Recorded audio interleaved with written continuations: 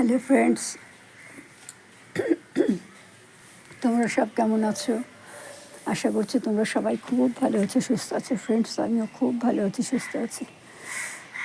Friends, এই দেখো, এই যে আমাদের এখান থেকে যে জলগুলো বেরোয় না, এই ক্যারেটগুলো একদম ওই দেয়াল সেট করে দিয়েছিলাম।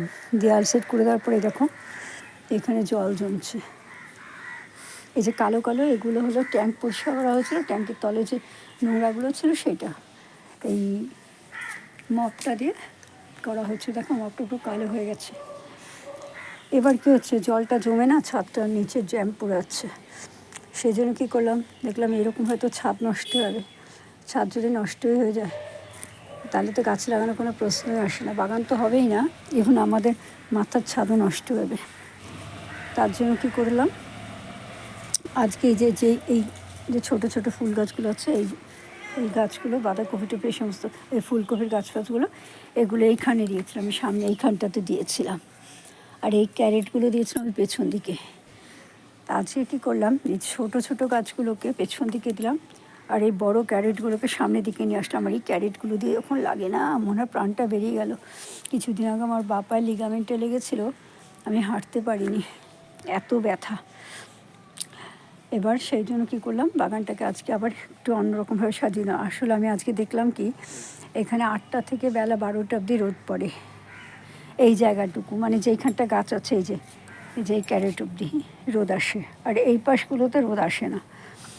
যে কারণে আমি ঠিক করলাম, না এইভাবে তো হবে না, তাহলে এক কাজ করি, এই ছোটো ক্যারেটগুলোকে পেছন দিকে না দিয়ে সামনে দিকে দিই, আর বড় ক্যারেটগুলোকে পেছন দিকে দিই। মানে ওই পাশ থেকে ছোটো ক্যারেটটা সামনে, বড় ক্যারেটটা পেছনে, আবার এই পাশ থেকে বড় ক্যারেটটা সামনে, ছোটো গ্রো ব্যাগগুলো পেছনে। এবার দেখা যাচ্ছে ছোটো ব্যাগে বেশি রোদ লাগছে, তাই জন্য ঘুরিয়ে দিলাম। আর এই দেখো, এই যে দেখো বেগুনটা পুরো ফেটে গেছে। আর আমি দেখছি বেগুন তোলার পরে না গাছগুলো কেমন ঝিমিয়ে ঝিমিয়ে পড়ছে, কেমন পাতাগুলো হলুদ হয়ে গেছে। এটি কি আমার গাছেই হচ্ছে না সবার গাছেই হচ্ছে, আমি ঠিক বুঝতে পারছি না। এটা কি পাতাগুলো সব ঝরে পড়ার জন্য হলুদ হলো? এখন তো সব পাতা ঝরে পড়ার কথা, বসন্তকালে সেই গেল।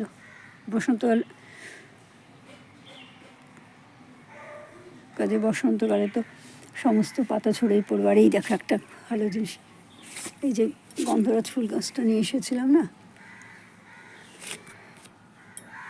দেখো এখান থেকে কেমন দেখেছো, আর একটা ব্রাঞ্চ বেরোচ্ছে, দেখো ব্রাঞ্চ বেরোচ্ছে না, যে এই কোনাতে এটা না ফুলের কড়ি, বুঝতে পারছি না।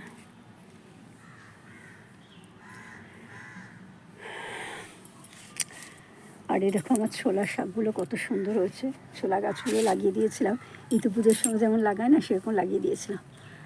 লাগানোর পরে দেখো কত সুন্দর হয়েছে।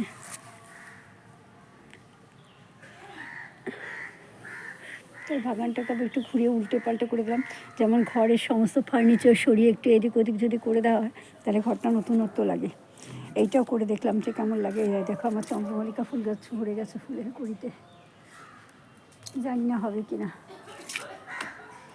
আর এই যে আমার এই কাগজি লেবু গাছটা, এটা বাপের বাড়িতে নিয়ে এসেছিলাম,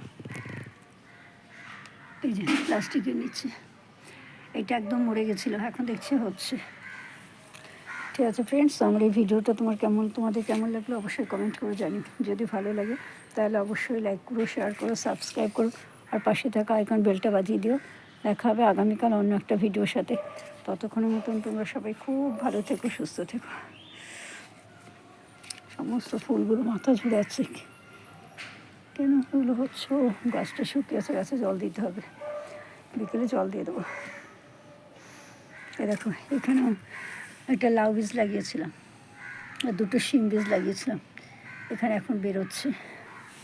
ওইটাতেও দেখলাম বেরিয়েছে, এখানে একটা লাউ বীজ লাগিয়েছিলাম, ওইখানে বাঁশের আর কঞ্চিটা দিয়ে দিয়েছি। ঠিক আছে ফ্রেন্ডস, আমার এই ভিডিওটা তোমাদের কেমন লাগলো অবশ্যই কমেন্ট করে জানিও। যদি ভালো লাগে তাহলে অবশ্যই লাইক করো, শেয়ার করো, সাবস্ক্রাইব করো, আর পাশে থাকা আইকন বেলটা বাজিয়ে দিও। দেখা হবে আগামীকাল অন্য একটা ভিডিওর সাথে। দেখো কেমন বেগুনটা কেমন ফেটে গেছে না, মনে হচ্ছে না ওইটাকে কেউ কেটে দিয়েছে মাঝখান থেকে, ওটা তুলে নেবো। Bye, tata.